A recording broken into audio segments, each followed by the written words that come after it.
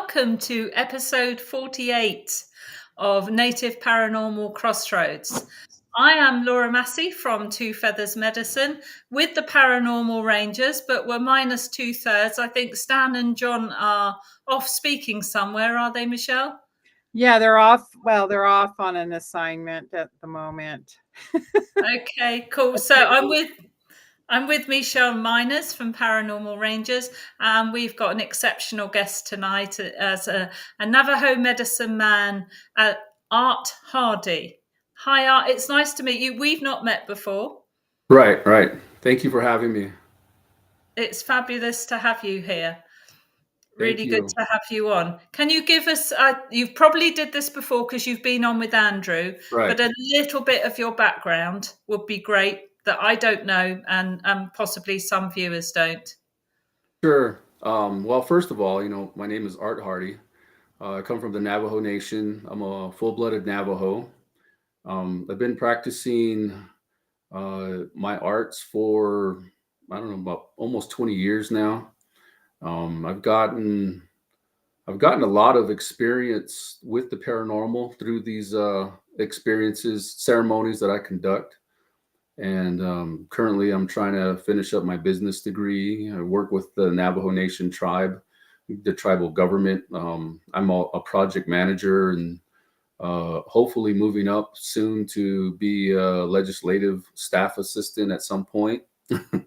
So that's pretty much where I'm at. What sort of projects do you manage, Art? We have different right now we're doing a renovation of a facility that used to be a preschool, but now we're turning it into a senior citizen center.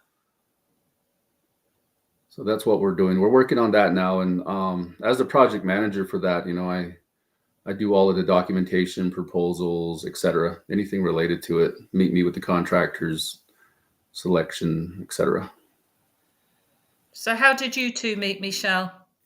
Well, it's interesting. I met him through Jonathan Dover, and come to find out we belong to the same Navajo clan. So in our clan is Kiani, and I am of the same clan. And I would be considered his mother. He would be my son, according to the way the hierarchy works.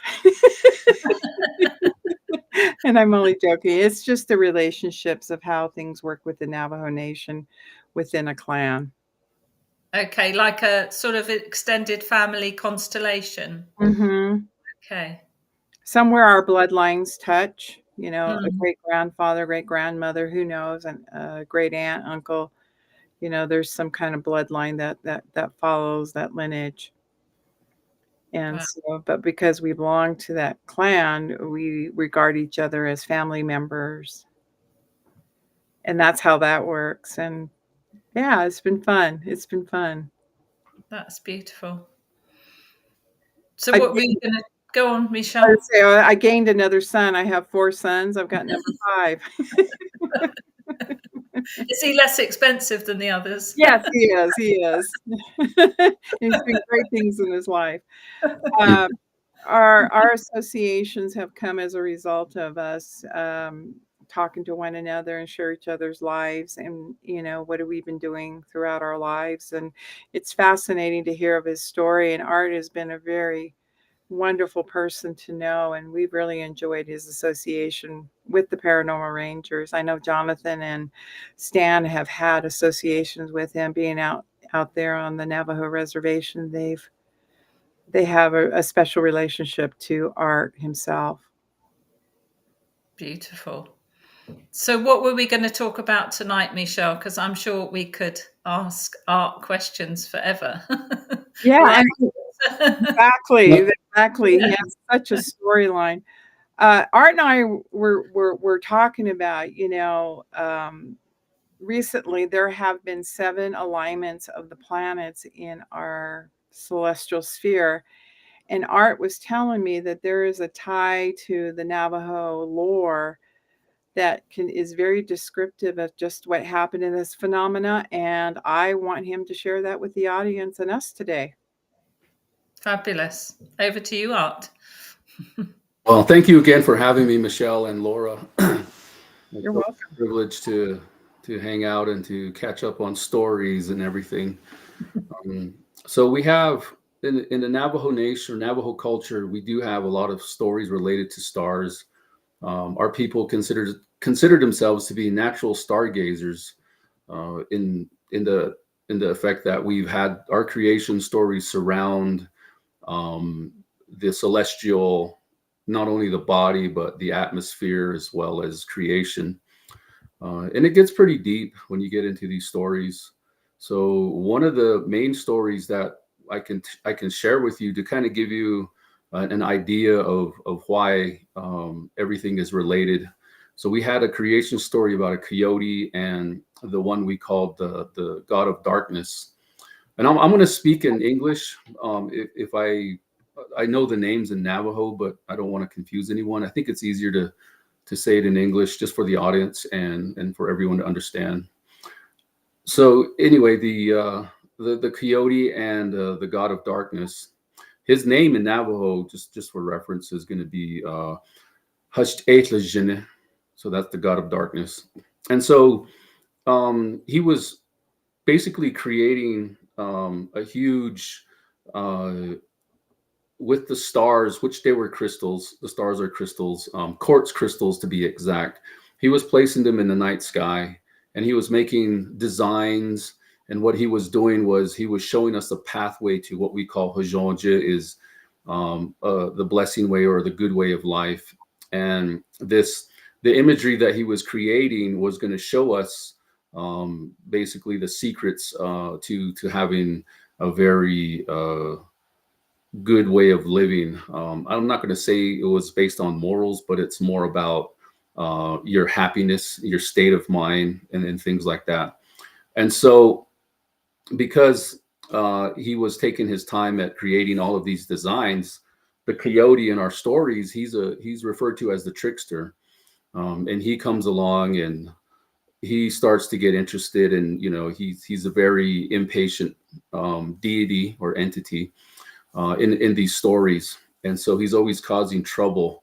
And what ended up happening was he wanted to get involved in that process, and he wanted to take the crystals and put some up there for himself. And well, the god of darkness was happy to help him out, or give or let him take one of the crystals and put it wherever he wanted to put it at. And so he did that. He took one crystal, put it into the night sky, and to this day, it's still there, and they refer to that as Ma'i Bason, or the coyote star of the coyote in English translation. And so he wanted to do more, and he was getting impatient because this was taking too long, and he doesn't listen to authority is what it is, and he always seems to do his own thing. And we don't want to say he's a sociopath, but he might be sus narcissistic in some way. But anyway, he doesn't know how to listen, and he grabbed this big design that was on the ground there that the god of darkness was utilizing, and it was a deer skin. And on the deer skin had all these crystals and different sizes, shapes, etc. And so he grabbed that and he flipped it up into the air to make the process faster. And those ended up landing random, and that became our night sky. So as the Navajo culture or Navajo teaching goes, we never really got to see the full design of the night sky, the stars, or anyway, the designs that were there. So we ended up with very few constellations to live off of and to help us navigate life. And some of those deities that exist in the sky today, so when you look at Orion, the great hunter, we have a name for him in our own culture, and he's called the Slender One in English, and the translation of it anyway. And so he represents strength, honor, and so when we say our prayers and we go out into the nighttime, or even the beginning of the day, the dawn, we do know that these deities are listening to us, and for reference, we often use their names in our prayers, certain prayers that are referenced to these deities. And so if you wanted to get a promotion in your job, or you're being put in a position of authority of some kind, You can say your prayers, and you can reference Husky Sikaya, which was in reference to a man who's kind of sitting with his arms crossed. He's a very sturdy figure, and he'll be, just he shows that he's a man of power. And we reference these deities in our prayers, and that helps promote our mind, our mindset, and we kind of invoke that personality. We invoke that their strengths and what they represent to us, and so that's where it starts. And so that's kind of the basis and the preface for any other type of celestial action, or anything that's been happening relative to stars. And it gets a lot deeper. I'll go a little bit deeper into it. As a human being, we're made of energy. We know this, and we understand it that way as well when we conduct our ceremonies, which is why we use crystals. Crystals are probably geometry wise, crystals have a almost a perfect geometry in shape and form, and the way that they're designed naturally. They also have a vibrational frequency that they radiate, that can encompass, depending on the size of the crystal, can encompass X amount of space. And so that crystal is a direct contact, or telephone line, or whatever you want to call it, a Wi-Fi line, to the stars and to the gods of the darkness. And there's quite a few gods that exist in our prayers and our stories that we utilize for various times within our lifetime or within a daytime period. So obviously, for whatever we experience through our life, there's always going to be a type of reference in relation to where the stars are going to be at, celestial timing. Even during the day, where the sun travels across the sky, there's a story behind that, as the sun is a star, and we know that, but it's also a crystal in our stories. And so we call this person that has been tasked to carry this heavy crystal across the sky day after day for us. He was asked by the gods to perform this duty in service, and basically forever. And so when this deity picked up the crystal, he made a reference that it's going to require energy every day to carry this huge crystal across the sky. And so this deity requires life at the end of the day. And so at the end of the day, when the sun is setting, there's human life that is taken, human energy that is taken, and it's revitalized through this deity, so that the next day he has the ability to carry the sun across the sky again, and so on and so forth. And so you can see the relevance and how our stories play into life and death and the natural order of things, and why we would have death in this realm or this reality, and why it's necessary to respect that type of teaching or death in this relation. Once you start to understand a lot of these stories, you start to understand that everything happens for a reason, and there's a purpose to everything. And even those stars that are out there that we call planets, our ancestors have noticed and have been reading the skies for centuries, and so they've come up with stories in relation to the position of the stars, and they're able to understand. And this is when we get into like plantation. We go out and we plant our crops. There's a certain time period of the year that we do that. These are some very common stories, and they're probably told in different ways, different forms, but I'm trying to give you the short version of these stories. Around June or so, we have the Seven Sisters. I think that's what it's called in the English version. But that body of stars, once it disappears down the horizon, that's when it's time for us to plant. As it starts to appear in the eastern horizon during the sunrise, that's when we stop planting, and they should never see what we are doing.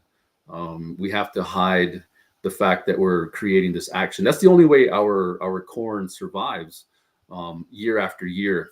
Now, if we do this out of sequence with the stars, we run into trouble. We have a lot of issues with the crop, etc. So there's a natural order to things. It's not always going to be based upon a calendar or a watch. If you're able to read the stars, the sun, the moon, even the moon tells us when it's going to be cold or when it's going to be hot. And you can see that the moon will either be highly visible. Sometimes you'll be some type of fogginess to it when you look up at night or during. A lot of that is relevant to how we predict the weather and what's coming. So there's stories to that as well. So the hanging moon, when you see the crescent hanging down like this, you know that it's the weather's changing. There's certain parts of the year that we use the moon just for that specific reason, to either harvest or prepare for coming rain or the coldness. And when we realize it's going to be the coldest time of year, that's what we use the moon for. And you can see the moon practically throughout the month. Even in the darkness, you still have a silhouette of the moon to some level. And so they even use that for reference. So that translates to what we do down here on Earth and how we perform our daily lives and how we take care of ourselves as a celestial body within ourselves. So like there's a lot of knowledge that's based around spirituality, and we live in a world that is three-dimensional, and we believe there are other dimensions that can exceed the third dimension all the way up to the 12th dimension, I believe is where they're at now. And so in our stories, we have about the same type of understanding as to know that this dimension we live in, we're going to pass through at some point. And when that transition happens, we become a body of energy. And when you get to the fourth dimension, you got to think about time. In theory, right? I think Einstein came up with the theory that the fourth dimension will be time, and everything that'll be the framework. Now, when you transfer yourself from a physical mass, which the third dimension is space, you end up understanding that what's inside of us is energy. And so when we release this mass, which is our body, we transfer into this other state, which would be a fourth dimensional state. We turn into energy. And the only way that you can harness that energy or create such an environment that energy just doesn't dissipate or turn into something else. You might have a form of some kind in the fourth dimension. And what gives you that form is time. Time is the thing that creates a structure necessary for energy to exist, and it can create a structure in itself. So in our teachings, in our stories, we do have a story that's related to that transition too. So it goes back to the stars, and how we understand the movement of the earth, the energy of the earth, the energy of the universe, the energy of everything that we know to be true in this reality, something that you actually can touch, has a physical state of some kind. And the crystal seems to create enough energy that it can translate. And one of the things that we're limited to understanding is communication from the universe, celestial. People say we have 5 senses, but honestly, we have 7 senses. So by science, they say, oh, in this third dimension, there's only 5 senses. But when you get into the spiritual world, we actually have 7 senses. And so with those 7 senses, the fifth or the sixth and the seventh sense, we always say, oh, you have a sixth sense about you, or you used your sixth sense. Well, that's your intuition, right? That's what we refer to as the intuition. You got a bad feeling about something, etc. And the seventh is going to be the telepathy that we all possess. To some level, we do have telepathy, especially in a group setting. You find that you can, and this is proven science, you can find out that a lot of people are thinking the same thing, even though they might not have the same information, and they always come to the same conclusion. And that's where everything that I'm talking about correlates and becomes that knowledge that we need to understand the celestial part of our existence. Once you leave the reality of the earth or the reality of the procedures we do in a society, you step outside of that, and then you start to see that you really are a part of the universe in a lot of energetic ways. So, and when these stars, what we call planets, I guess, when they lined up and they come into a certain type of order, it's almost the same as what we understand as when the sun and the moon cross paths. When they cross their paths, we consider that a union of sexual nature. And then I'll just say it like that because they're creating a new world. They're going to have something, some new energy is being formulated from that gathering that they have, and therefore we're not allowed to watch it. Well, as Native Navajos, anyway, we're not allowed to look at those formulations, and we should have respect and not be making noise. And even the animals understand this because during those time periods when eclipses are going on, the animals are dead silent, quiet. There's no noise outside. It's really eerie. And so if the animals can understand that, I mean, why can't we? Obviously, we have a conscious mind and we're autonomous in a lot of ways, but that doesn't mean that we shouldn't have that respect in turn. It's like, well, you have to be grateful for what's been given to you. Even in the Bible, it's written the same way. So we have a lot of similarities in stories between religious, and we've got to understand that religious or theology of some kind is very different from spiritual or spiritual world, spiritualism in general. And you don't have to necessarily believe in God to be a spiritual person. And spiritual life is based upon what we have internalized, and they do have three dimensions to spiritualism. And so when you get into religion, it's body, spirit, and mind. When you get into spirituality, it's vertical, horizontal, and internal. And that's evident. And I think they try to cross paths and they try to create a connection between, is why they use the cross, vertical, horizontal. And then we talk about internalizing God or the teachings of some type of theology. In spiritualism, it's the same, where you have your vertical, your horizontal, and then your internal. And the vertical is related to some type of religious belief. The horizontal is related to something that's around you that you can see at this level. And then the internal is going to be what we consider our spirit or our soul, and our energy, things like that. So depending on what you believe in, you would fall into one of those categories, is how I understand it. And when you get into that, the understanding, now you get a clearer picture of why these events are they're so important to us, and they should be important to the world, not only to the Navajo people. It's telling us something, right? It's a rebirth of some kind. Energy has transformed, and the universe is speaking to us, and we don't take the time to listen. We tend to I'm pretty sure the world questions why these things are going on, or what is there a relevance to it, and what would be a story behind it. And recently I've learned that a lot of non-natives have been asking natives, like, what is the relevancy to what's happening, because the stories that they have are not related to what we would consider more of a natural type understanding versus a scientific understanding. Obviously, you can get into astrology and say, oh, it's going to happen sooner or later. They're going to line up. This is, what's going to happen mathematically. It can't go on forever, etc. But in our world, we consider it a very a spiritual time, spiritual movement. Things are happening. The universe in itself is considered to be an entity in a body of some kind.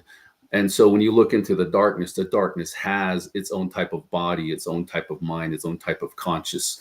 And that's evident. That's evident in the way that it transpires its information to us. And what we are limited to what we understand, because we're emotional beings. I mean, primarily we are emotional beings.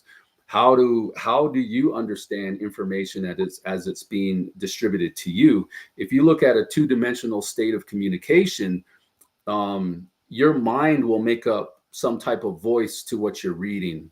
And that's just the way it goes. That's the only way our mind can understand what we're reading or what we're understanding. When you get into a three-dimensional type of communication, you throw emotion in there. Well, now whatever you're saying has to be understood emotionally as well as collective intelligently. And when you do that, then you start to realize there's limitations that come with that. Obviously, your ego is going to be a big thing. And within your ego, whether you accept or deny that information becomes an issue. Again, emotional response is the key. Now, if you're overloaded with information, your emotional state will not fully comprehend and fully translate that information into something that your mind would comprehend completely. And so sometimes people get tired when they get too much knowledge, too much information too quickly. They start to drift and they get very tired. And that's the evidence there, like the scientific part, but like, oh, I'm overloading you. And this is why it's used in psychological warfare. They use that same type of psychology in when they're interrogating folks, or when they want to control a society, they use the same type of understanding. And so that's how we know our human body and our human state to be. Where once you understand all of this, it becomes easier to navigate your life as a spiritual being, and all of it is relevant. It's relevant to your celestial existence and to the celestial teachings and events that are happening. And this is all simultaneously. And the only reason why time exists to us, is what some of the scientists, even Einstein had said before, was because you have a conscious mind, you have a memory, and therefore you have a past, and therefore you can think of a future.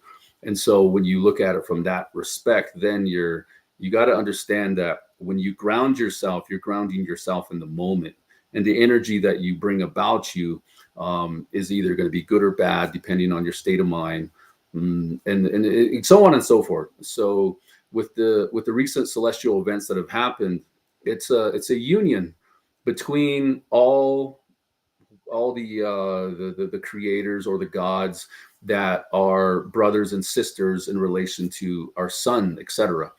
And when that happens, it's kind of like they clean house. There's something that transpired that we here wouldn't understand completely, because we're limited in our understanding because of our emotional beings, our emotional part of us. So we have to think outside the box, and it takes a long time to take that information and translate it and break it up to where we will completely receive that knowledge in the way that it was presented to us. So You know, Art, I really appreciate you talking about this artificial way of how we're given information about our moon, because there is a concept out there saying that it's an artificial moon, and that the moon was really not there, but it's now moved into our solar system as an artificial spaceship. And you hear these kind of wild stories. Is that kind of the warfare that you're talking about, overloading our senses from a scientific way of looking at the existence of how the moon is transformed to the knowledge of these new age type of information that is that another warfare tactic? Are we being sold something for being overloaded by something? There's another concept that takes us away from the natural state of the solar system, telling us, no, this is a real celestial event. And I know I put a lot in there, but what are your thoughts about that? I think that you can really look at the evidence that's been presented to us. I mean, recently we've had a lot of changes that were made in a short period of time in the country, and that can be that actually is evidence that supports what I'm talking about, an overload of information. And so what ends up happening is the initial shock wears off, and then we normalize the behavior. And once we normalize that behavior, we just accept it. And it's like dumbing down that individual. We do that every day with ourselves as we get on social media or anything else, where we're dumbing ourselves down to a point to where we're part of the status quo. so to speak, and it can be considered some type of psychological warfare that's happening. And if you want to become part of that war or become a soldier of some kind, then you would remain autonomous. You would remove yourself out of the situation and you would continue to study your own type of spiritualism, your own body, your own mind. And you would remember that, you have that ability to project energy and bring energy into yourself. The Taurus effect is something that's been talked about by Tesla. And we have a Taurus about ourselves and is constantly rotating energy. And so if we don't invoke items that we consider technical or technological, we have to, like this computer that's sitting before me, I would have to invoke this computer as part of my being and to some level in order for it not to mess with my aura, my energy, my own type of Taurus effect that's happening, to give me the clearest state of mind that I need, and not feel like it's affecting me or attacking me. And we don't really think about those things consciously, but it happens to all of us. And it happens quite frequently, so much so that your energy is distorted. And you feel, I don't feel right today. I feel depressed. I feel sad. I have this emotion.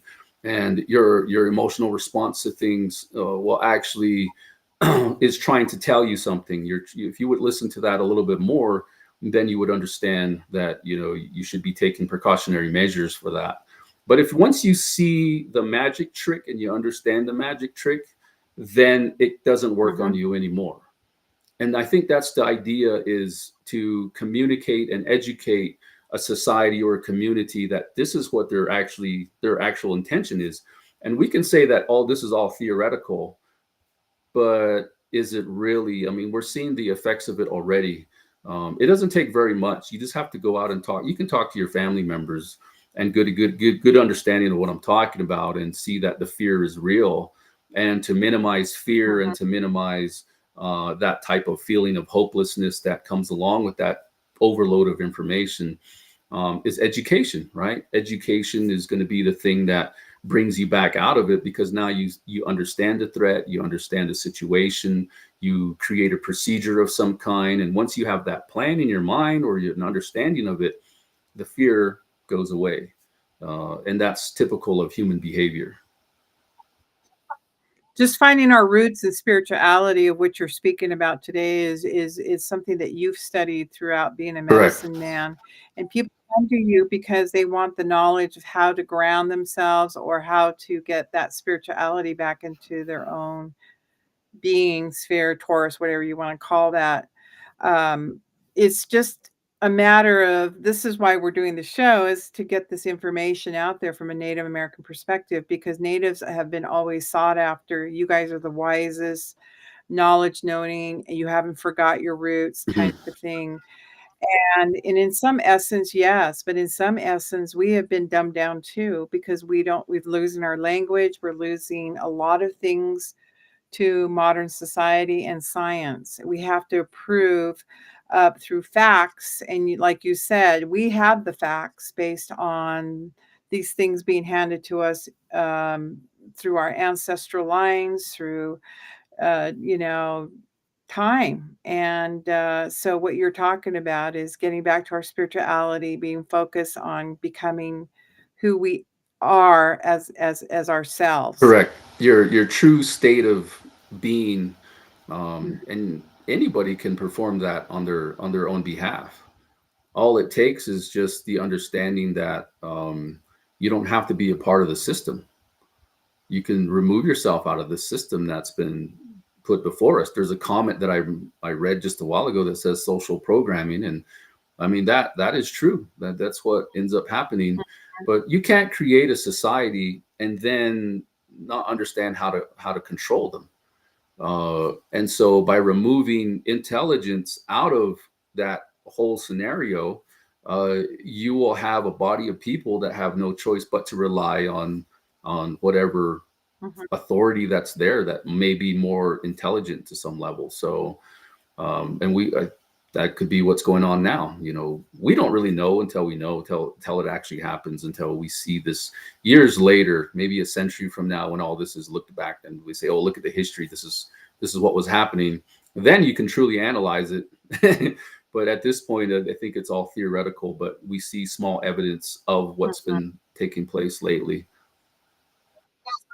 Yeah, somebody made a comment that NASA's now studying the lunar moon cycle in Chaco Canyon. I found that was really Right. interesting, and you have to know why.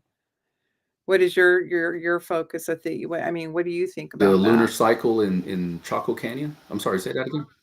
Yeah, yeah. This lunar cycle is being studied by NASA in Chaco as we speak. This comment from I mean, the evidence Reinvent. again is right before us. You see, the sun has changed and moved its positions as to where it used to be. If you lived in your house long enough, you can see that the sun has moved in a completely different manner now. Where it used to set 5 or 6 years ago, it's actually moved further south now, and so on and so forth. So you're aware of the situation. You just don't pay attention to it enough to know that something's going on.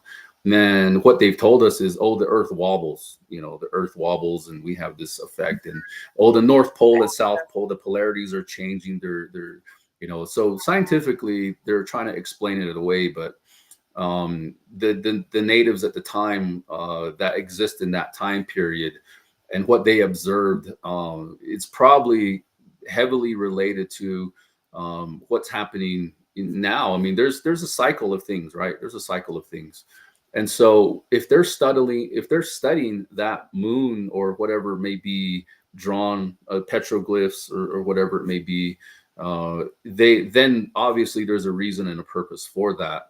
And why would they want to go back to this old information? And why would they be studying that? For what reason would they have? What would be their purpose in that? And so there's a lot of ways you can go with this, and it would actually just be more theory than proven science. But in our world, Navajo world, we have 13 months. That's what we've always believed. And the way that we understand the way the world works, we go off of celestial time, right? We do not go off of what's been given to us by Roosevelt. Hey, we're taking away an hour, we're giving away an hour. Like, we didn't know any of that. We never have gone by that stuff until recently. We've been assimilated, and now this is where we're at with this, our mindset, and we believe what's been told to us only because we weren't there at the time of its conception or its invention. Now, if you go back to the old ways and you start to understand what they were trying to do or what they understood, it's a more authentic version of experience that they had. That authentic information is what we're trying to get back to, so that we can live a more fulfilling life and understand exactly how we were supposed to live. That's what it's about, is authenticity. It's really interesting because daylight savings time messes up the cycles within the body itself, because we're tired, we can feel the energy shifts in our own lives where we're like, I wish we didn't have daylight savings time. Events, like you said, Roosevelt created that back in the day. But or was that Benjamin Franklin? I think it was Benjamin Franklin who did that. But it's really interesting. So can you give us some pointers of how to shift back to the celestial calendar as you're speaking about? You can do that right now. You just have to stop believing in the system that's been provided to you. That's all it is. Just train your mind to stop seeing what society has created. Sit in a dark room long enough and you will come to your own conclusions, and your body will naturally feel the state that it needs to be in. That's why people meditate. They go back to that natural order of things that's within them. And we don't allow social media, electronics. You have to sit in an area that's not highly energized. Sitting in a house is fully energized. You got energy all over you. You have, your phone's right next to you. And so if you went out into a very secluded area that's just full of nature, you don't have any electronics or anything there. Now you're going off of the Earth's energy, the magnetic fields, the natural magnetic fields that exist. And so now you take your shoes off and you put your feet into the ground, You've become grounded once again with the energy of the earth, and so you can purify yourself over and over that way. It's a natural way of taking negative energy from yourself and releasing it back into the earth or into the atmosphere, depending on what you believe and how you think about such things. But that's probably the fastest way to do something like that. So what you're saying is actually every day we can reclaim our place back in the natural world.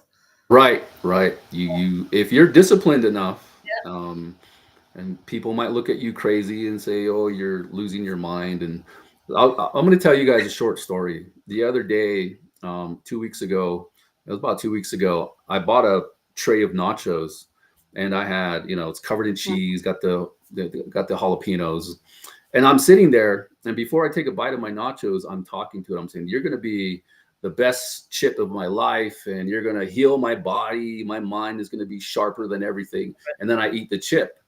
And so my kids come in, my daughter, and they're teenage daughters, and they come in and they're just like, "What the heck is going? Like, what do we walk in on? What is Dad doing to his nachos? And why is he talking to the nachos?"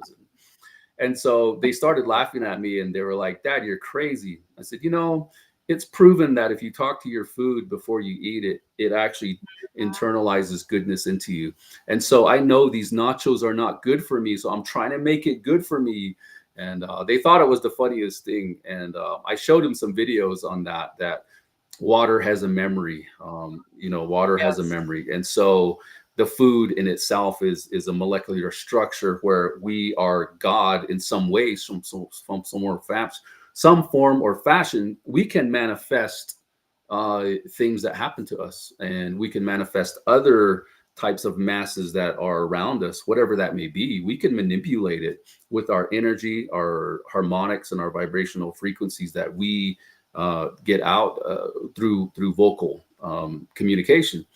And so I was trying to tell them, and so by the end of all that, they're like, I think I believe you.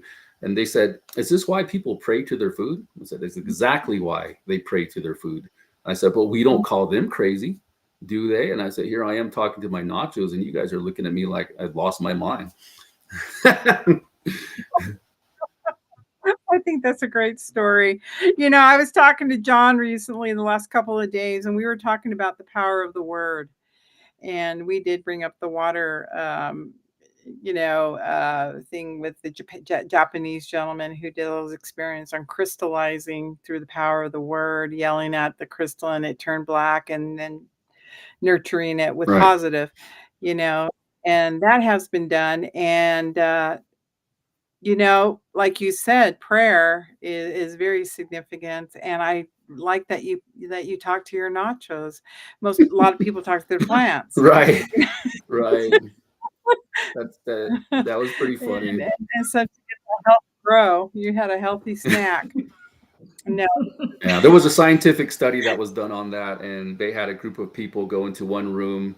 They told them exactly what the food was, the cholesterol content, the sugars, the Oh, salts. Right after they got done eating, they tested them, and they came back that they had high cholesterol, their salts went up, their blood pressure was high. They took the same exact food, they put it in a different room. They told these individuals that this is the most purest state of form of food you can have. It's the healthiest stuff ever.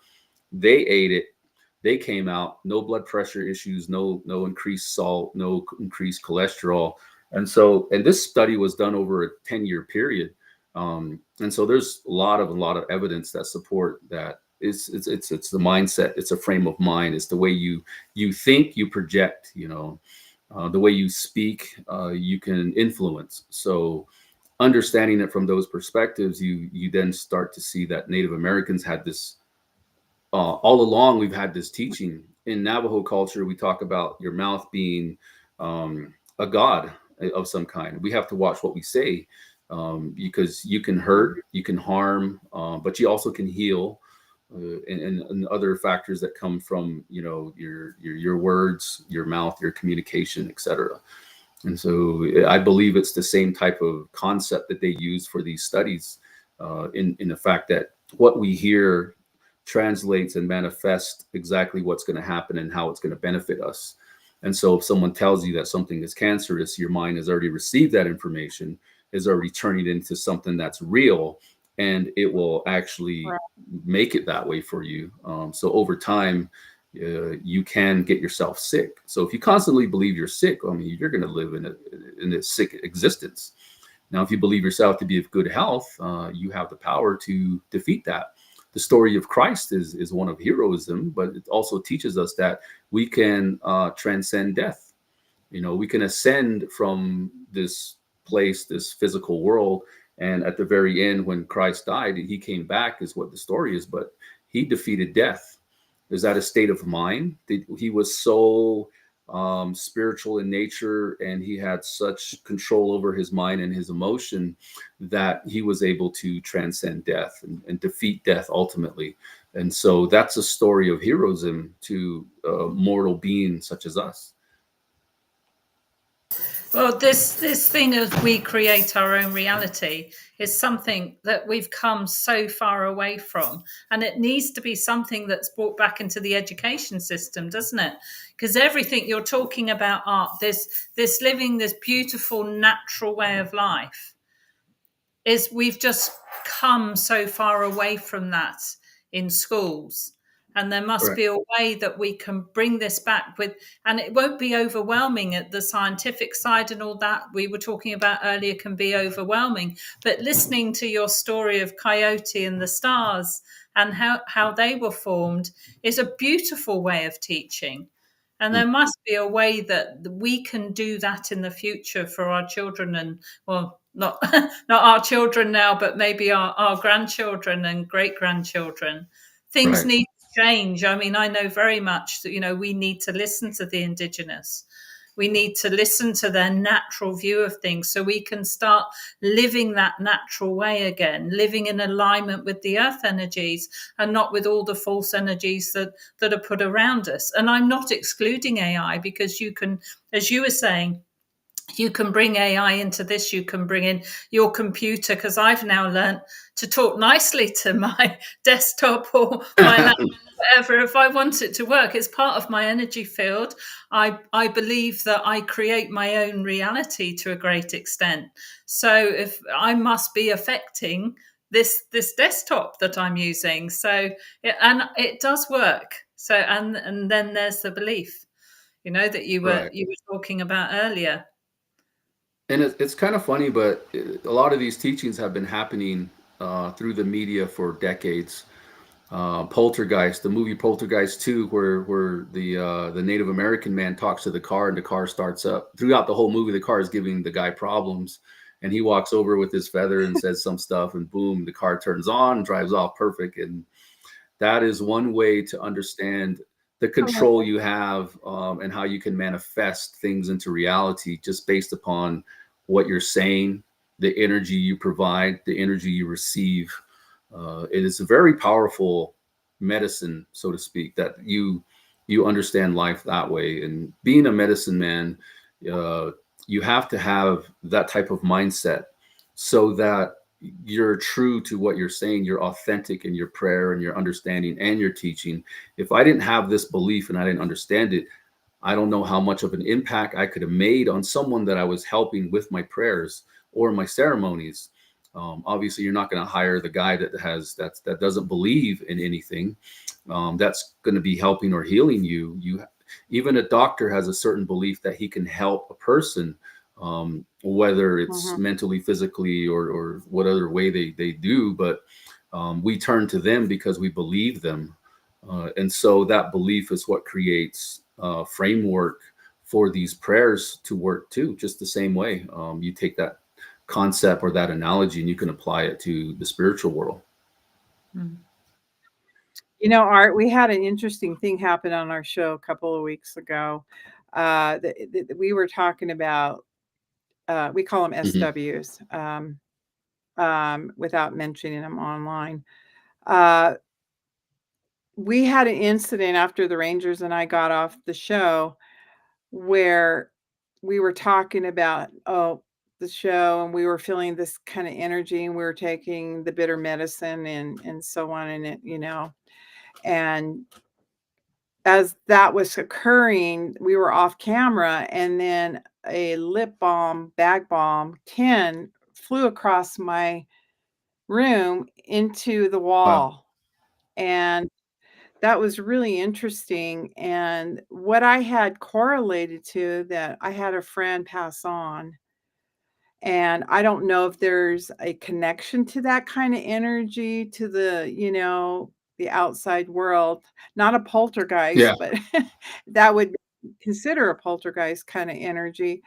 But I didn't feel the fear. It was just surprising to see that event occur.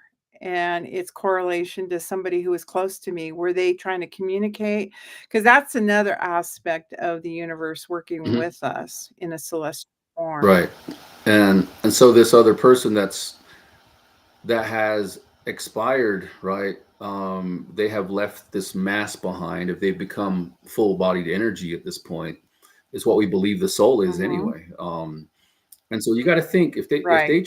if they transform or they transfer themselves and they cross over into this fourth dimension as what people might believe, then from the fourth dimension it's easy to cross back to the third, and so on and so forth. A fourth dimensional being has the ability to go back to the third anytime it wants.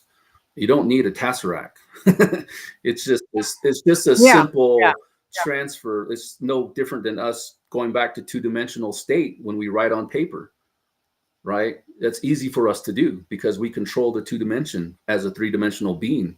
So Mhm. if a fourth dimensional being can do the same thing, then you would see that the spirit is able to come over and do whatever it needs to do with us. We cannot understand it or see it or put it into a perspective of any kind. We can't even see a shadow because the fourth dimension is so complex and different from what a three-dimensional being is capable of.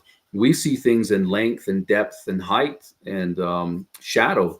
Fourth dimensional, there's a bunch of theories, and this is what they may be or they may see, but we won't even understand or know that. And it's why they create all these 3D forms of a tesseract and what a square might look like in the fourth dimension or a circle. Mhm. But again, it's only done through shadowing effects. But they say that in the fourth dimension, you can see through everything. Now, if that is true, then it supports the idea that everything is energy, because energy then is transparent. In a lot of ways, energy is transparent. And if you're a fourth dimensional being, you'll be able to see that energy.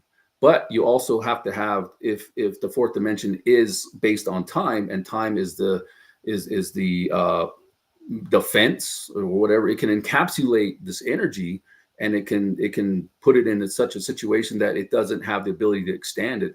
It doesn't give it true freedom. Kind of like we don't have true freedom to do what we want to do in the third dimension. We're Mhm. limited by this physical Body. state that we're in, right? And then you start to understand. You can see it clearly then that exactly what you're talking about is possible from a fourth dimensional state to a three-dimensional state. We could never know the mindset of why that event happened. Maybe I created it, maybe I was co-creator with something, or this person wanted to get my attention. You know. Well, it could have been somewhere that you went. This mass attached itself to you, this entity, and perhaps you give a type of energy that it wanted to be around and um, just followed you and was trying to make itself known, trying to communicate. If you think of spirits in a fourth dimensional state, again, they can see right through you. They know everything about you. They can see. They don't see a body. They see energy, and they're able to tell what emotional state you're in. It's just that fast. So it's nothing to them. But over here, if they wanted to communicate with a three-dimensional form of us in this dimension, obviously they got to do something, and the only thing they have is energy at their disposal. And so for what they would do, they would draw energy from a three-dimensional being and use that same energy to move objects in the three-dimensional world. Does that make sense? Yeah, it does. Actually, it does. It does. And it's the thing we manifest on this show is we never fear. We try not to fear it, just to analyze it, talk about it, understand it. It is our way as natives to Correct. understand, to sit and, like you said, and contemplate. If time doesn't exist, we don't know how to deal without the timeline. And so you obviously, as a medicine man, knew this conception of, and it's hard for people to get this around their minds because Mm.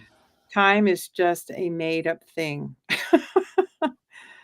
There's no linear. But we have to linear it because I think our bodies would go wacko, wouldn't? If we didn't have time as a Well, as again, time. Well, maybe? if you look at science, Michelle. Sorry, I didn't mean to cut you off. When No. you look at science, it's they've already had theories that time doesn't even exist. It's a concept that's created by revolutions of the Earth going around a star. Mhm, mhm. And so again, we go back to the mind, and the mind creates time. If you did not have a memory, would you really be able to tell you've lived a life, or would have a life before you? No, because Mm-mm. the memory makes it relevant. The fact that you have a memory makes everything relevant to time. And so to live in this now, this time right here, is the most healthiest state of existence that you can live in. To go back and forth between past and present creates distortion in your mind, creates distortion in your emotion. Trauma is what we call it, right? Right. Or we call it anxiety because it's something that we can't see. It's not tangible, but our mind makes it real. So the healthiest place to exist is here, now, In the right here. present. Yep. Yeah. And time is also a social agreement, isn't it? It is. Think It about is. yeah. And you know what's funny about that is that you go to different parts of the world and the time differs. Yeah. It changes. Yeah.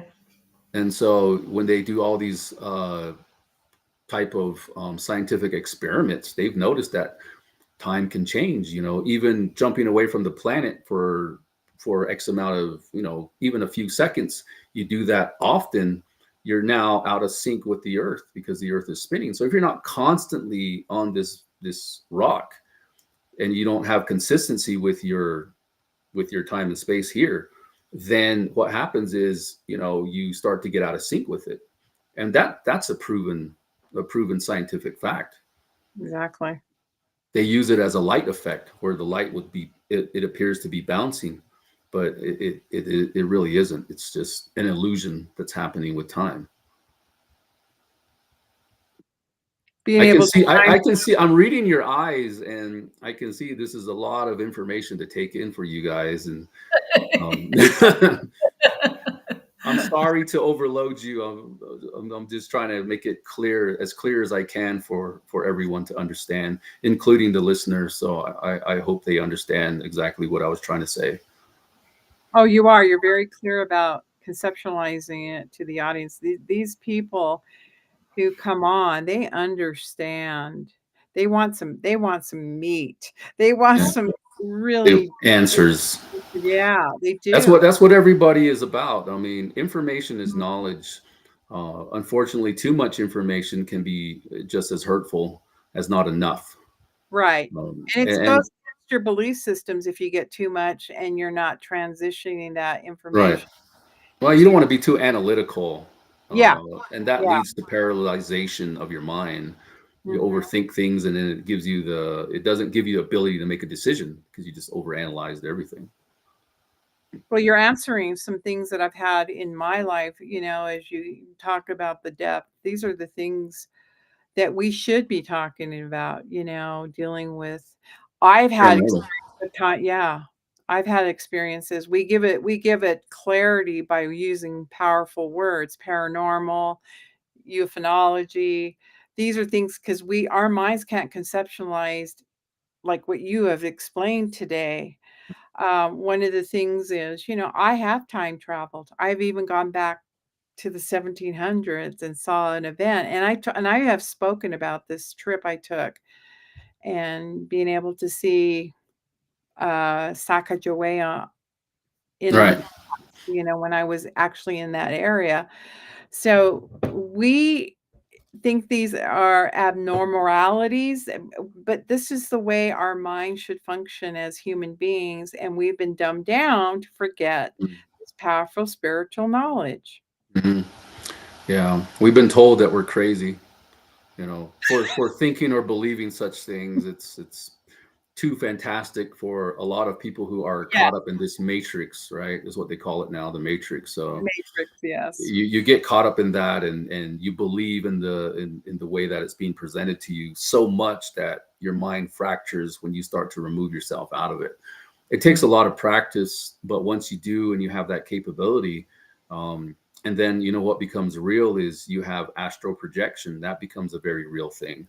And I believe Yes. that's what you're talking about, is being an Mhm. astral planer or astral projector, astro traveler, and the many other names. Recently, I've helped an individual who was an astral traveler who got caught between two worlds, and I had to bring him back. And that was a very interesting ceremony that I performed. But he's doing fine now. Everything is good with him, and I'm just glad that he didn't hurt himself anymore. Your energy is very sacred, and what you do with that energy, you have to be very careful with, because it is your life source. And when you start to mess with your life source, you can expire yourself. So can your spirit fracture, like your, as we call today, schizophrenic behaviors, mindsets, can that fracture the mind by doing this astral travel intentionally? Can it? Yes, yes, Wait, it can, because your mind and your body cannot exist without the other. It okay, doesn't work that way. And okay, so when you're astral projecting, you're releasing your energy, and we call it leaving your body, but really, your energy is gone, and that energy is necessary to create this triangular type of existence within you. In like body, spirit, and mind. Well, mhm, you can't have one without the other. You got to have all of that in order to function here in this dimension, this reality. And so schizophrenia could easily be, we could theorize and say that that is an actual issue of a person who has either given up too much energy or has actually traveled and gone beyond what they're meant to, because there's, from my understanding, and I've seen this personally, is a person who's been on meth. They've gone days and days without sleeping, and when they finally decide to come off that drug and sober up, or they're not there, like they've actually put themselves into a schizophrenic state okay, because of the lack of sleep. And so again, the body cannot exist without the mind, but the energy you have needs to revitalize itself. This is okay, why we sleep, right? If you were to sleep directly upon the earth, you would get the most amount of energy that you can hold within this body, this existence. Because we sleep on beds and we wear shoes, we're not always in contact with the natural state that we were meant to be in. And that's why you're not running at 100% every single day of your life, and slowly, over time, your life energy just dissipates and you expire. And we call it, you have a weak immune system, or your immune system, you have autoimmune deficiency and things. But imagine if you were able to just sleep inside the earth day after day, revitalize yourself, and boom, you're back, and your systems are working the way that it needs to work, and you're back to 100%. So that is what spirituality is all about, is reconnecting with a natural order and a natural energy that the earth provides. And this is why we call it Mother Earth provides everything we need, but in a spiritual state, not materialistic at all. And just rewinding a minute, Art, to the schizophrenia you were talking about, and sometimes the voices in their head. Could that likely be other entities that have come in a time where we're, you know, unprepared or not protected? Now it depends. It really depends on where that initially started for the person. Unintentionally, I think we get into these situations where we're not aware that we have astro projected or astral planed, or traveled outside of our bodies, even for extended periods of time. There are some people that believe that that is the best way to exist. They love that sensation that it provides to them, and it's something that they've grown fond of. similar to maybe a drug feeling. Maybe it releases an endorphin of some kind and creates pleasure. But ultimately, what I think about and what I theorize is that people with schizophrenia, they've gone to the seventh sense of their body, and now telepathy is possible, right? And when you break your mind, it creates new connections inside your new neurons, right? New neural connections inside your mind. And this is scientifically proven that when you create so much stress in a person's mind, you can create a different flow of energy within their brain, and how the brain functions and the way that it works, the energy that moves it around, so to speak. So the neurology behind it could suggest that the individual, whoever may be experiencing voices or other things, may just be utilizing a telepathic power that is relevant to their state of mind at that point, because now you have a brain that we call it dysfunctional. But what if it's a natural function and we're just misinterpreting all that information and misinterpreting that individual? This is based upon people who used to cut off a whole leg for a small cut, right? That's who has created our medical books and so on and so forth. And so it's not like everybody's always had the best intention for us as human beings. Even when they created science or created medicine, it wasn't always based upon the best outcome for human being. We get into talks about morality and other types of arguments that can be made upon that. But in the bottom line for everything that we exist in this planet is always going to be, it's about progress. We have to make progress. It's about evolution. We have to evolve. And do we really have to? I think we were doing fine before we had all of this, now we got pharmaceutical companies who don't want to help you, and have no sense of moral obligation to help anybody. It's all about money and materialistic item. And so we get back into a more spiritual state. Now we are valuing ourselves as individuals. If we remain autonomous to ourselves, we ultimately can see the world in a better way for ourselves. Now we create our reality. And so natural things that happen, we have a lot of natural herbs that we use in Navajo culture to Mhm. provide medicine for ourselves. During the pandemic, when that was going on, the medicine people were gathering herbs and they were drinking that, utilizing it in different ceremonies, and COVID never affected them. And you're talking about a natural evolution as opposed to a forced evolution. Correct. Industrialization was a forced evolution. But again, it was based upon monetary gains, material gains, etc. For whatever reason, a society has to have an economy, uh, whatever reason, right? Democratic republics exist because of theology and religion, which started with the Roman Catholic Church, etc. So there's a lot of things that I believe we have truly forgotten about, in a natural state, that we need to get back to. As a medicine man, that's what I believe. I'm here to help and I'm here to heal, and I'm here to do it intelligently and with integrity. So to have that kind of oath, it's an internal one that I put on myself, and I try to be as authentic as I can with information. And if I don't know, I will tell you I don't know. Art, we're at the top of the hour, and I am so fascinated with what I've learned here today. And I Yeah. know that our audience and myself and Laura have learned so Yeah. much your abilities and what you've learned through the process of even of your own life. And I think someone someday will name it the nacho theory. Uh, you know, Right, right. The, that is a the wonderful story. nachos. The nacho theory. Yeah. I think it should, like you said, it's proven scientific methodology. But, so much of our world today, we are listening to social media is telling us about all these things that are happening, the negativity in our world, the fires, the wars, the economy. And I don't like hearing those things. And Mhm.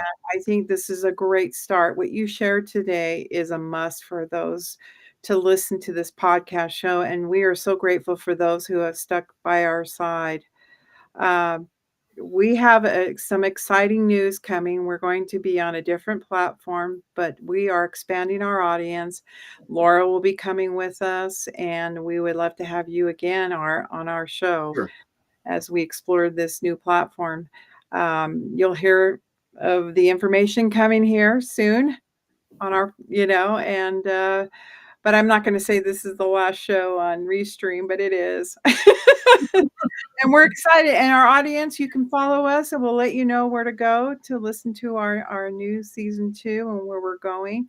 And I'm sorry that John and Stan couldn't be here today. They can re-listen to this broadcast, as all of you out there. I noticed that Julie Jenkins had a jury duty uh, calling there. But we are so thankful for our audience and what they've done.